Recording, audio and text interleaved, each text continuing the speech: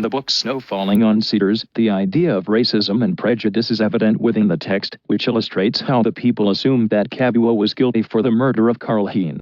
The Americans built a prejudice against the Japanese due to the bombing of Pearl Harbor.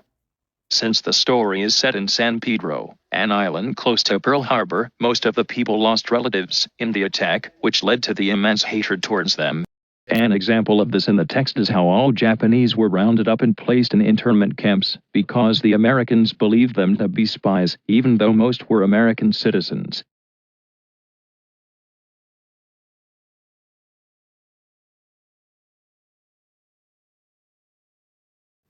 Another key theme in the text is the idea of forbidden love. This theme explores how the relationships between two different races, especially two races with different beliefs, could never exist. This also raises the idea of duty versus desire. Duty represents the commitments of both individuals, and desire means their longing to be together.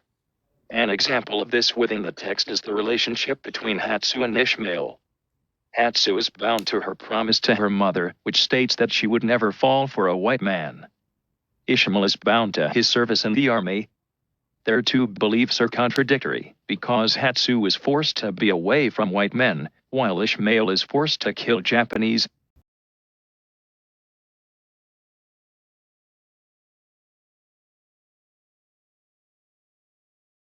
These themes are better enforced by the higher quality text because it represents the ideas properly and delivers the overall message clearly. If the text was not as high quality, then the message would have been unclear and harder to follow along. Therefore, higher quality texts would be far superior to lower quality texts. What have I learned from reading? After reading the book Snow Falling on Cedars, it made me reconsider the way I perceive the world.